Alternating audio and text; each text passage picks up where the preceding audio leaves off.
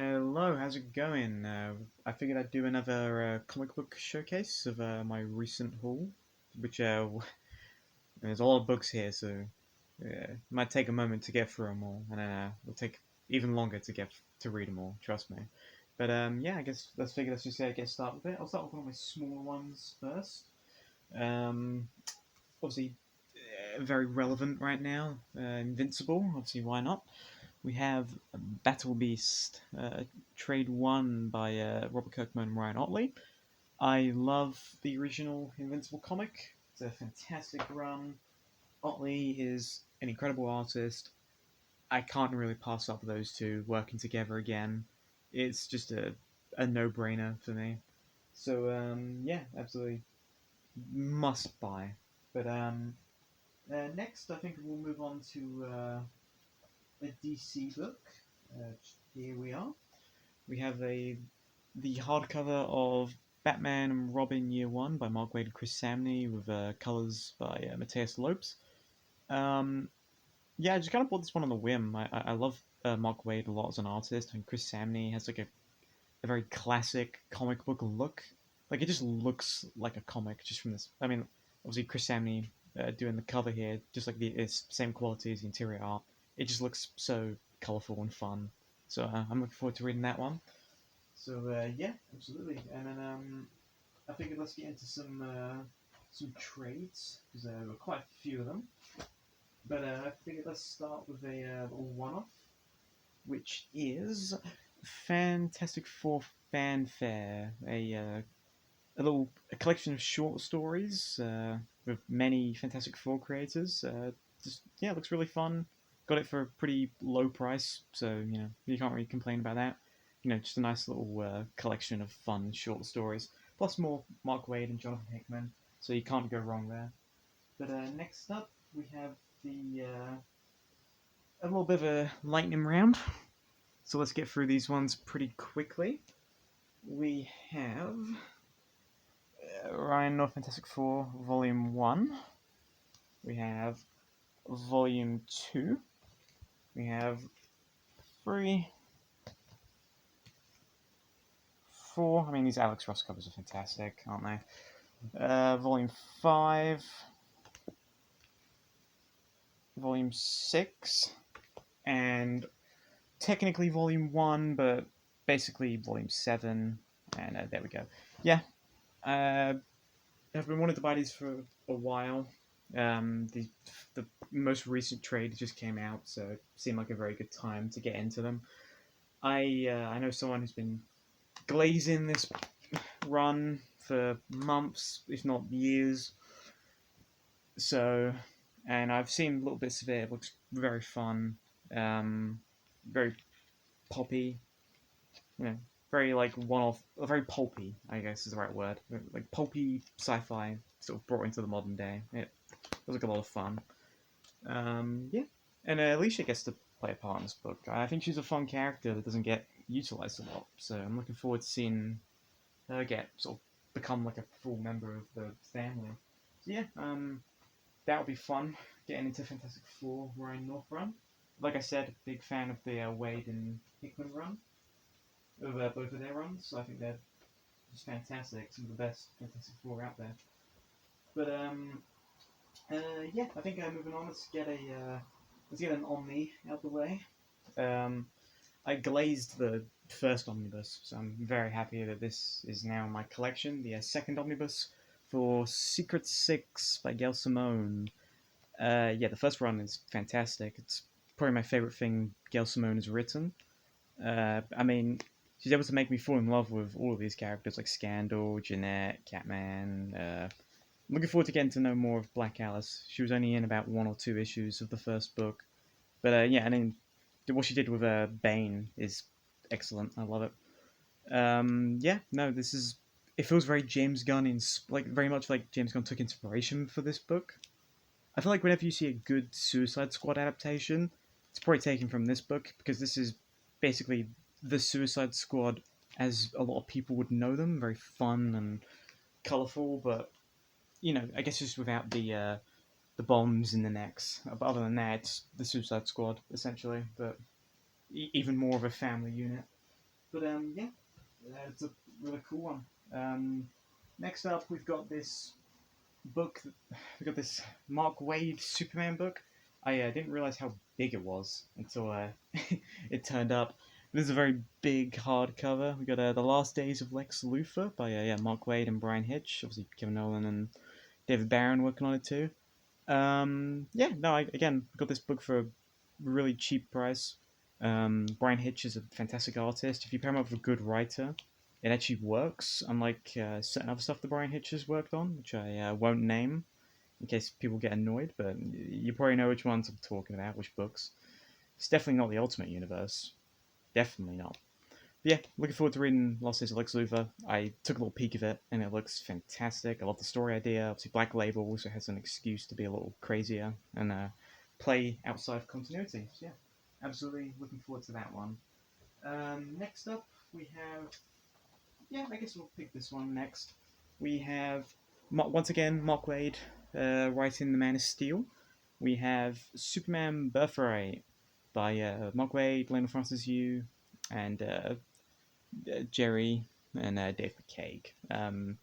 I love Lionel. I think he's a one of my favorite comic artists actually. So, and obviously this is some pretty early art for him. This is sort of around his like early days, around like New Avengers and stuff. It looks great. Uh, this is one of the seminal comic book stories that I've never read, and it's like a definitive origin for Superman in the post-crisis world. So it looks fantastic. I mean, this and All Star are always considered the de facto Superman stories, and I've obviously read All Star, but yeah, very much looking forward to getting to this. Can't go wrong with some Mark Waid, especially when it's writing Superman. It's clearly a passion of his. But yeah, no, looking forward to that a lot. So next up, we have an event book by the one and only Grant Morrison. Just speaking of him, we have Final Crisis by Grant Morrison, J.G. Jones, Doug Mankey, and a whole plethora of other artists. But obviously the bulk of it is J.G. Jones and Doug Mankey. Yeah, I've never read it. I've read Crisis and Infinite Crisis. I figured why not get the third Crisis book. Basically, it's the only three I think you kind of want to read or you need to read. The rest of them are optional. Like, you don't need Dark Crisis and other events that aren't Crisis but basically are, like death metal. You don't need those. But yeah, looking forward to reading that. I feel like I'm saying that a lot, but it's nice. Next up, we have another sequel omnibus to something I've previously collected. I almost didn't get this. This is, I believe, out of print now, and basically very limited places have this available now. And that is from Dan Abnett and Andy Lannon. It is Annihilation Conquest. Yeah, I don't know too much about this book. I really enjoyed the original Annihilation. It gave me a whole new love for characters like Nova and Ronan the Accuser. I mean, between Annihilation and what Jonathan Hickman did in his books, it really made me appreciate Ronan as a character a lot. So I'm looking forward to this. I do like Abnett and Lannon as a writing duo. I mean, it's Ultron here, so I'm really curious about that. I heard the Phalanx are in this, so as a bit of a New Mutants fan, I'm curious to see how they tie into it. But yeah, I'm sure it'll be fun. More Annihilation is always good. Although that will probably be where I end my Annihilation, my Marvel Space collection for now. But next up, we have a 3-in-1. Now, as you saw, I had Final Crisis, and there is a certain book that pairs very well with Final Crisis. So I'm just going to get these 3 books right now, just to kind of do a little lightning round. Don't want this video to go on too long. But we have Batman by Grant Morrison Omnibus Volume 1. Volume 2, that awesome Frank Quietly cover. And Volume 3. Yeah. This purchase, when I was trying to buy these books, this little bugger. It took a while. We went out of print for a couple months, and I was lucky enough to find it through another seller, through another website. And yeah, I'm very happy because I'm pretty sure this still isn't back in print for a lot of retailers yet. But I've read a little bit of the first omnibus. I read some of the Batman ongoing. I think I read Batman and Son and maybe like an extra issue or two from the J.H. Williams segment of the book. I liked what I read. I think it looked great. I'll be honest, I did skim through the book. There was, I think, one issue that had CG art that didn't look great, but I think that is just one issue, thankfully, of was otherwise from what I've seen is going to be a run I'm very much into. I know some people aren't as into Grant Morrison as much, but for me, that's my writer. You know, I love Morrison's work; they're fantastic. But yeah, Batman, Grant Morrison. You know, got Batman and Robin, the ongoing. There's so much great stuff. And how can you go wrong when you got Quietly on a book with Morrison? They're like a dream pair, you know. Just great stuff. But yeah. Next up, I guess we'll continue on the Batman train for now. We have Batman by Paul Dini Omnibus. Yeah, I've been watching actually a handful of episodes of Batman the Animated Series for the first time. Um, and from what I've heard, this run is very much in the same vein as obviously what Dini's work on Batman the Animated Series. Really like Batman the Animated Series. It's just a fun little anthology like show. You know, just little one-off or two-part stories. And from what I've seen, it's basically what this book is. I heard something about Riddler in this book, which sounds really fun. There's a really fun like twist on the Riddler. Plus, like again, like I like.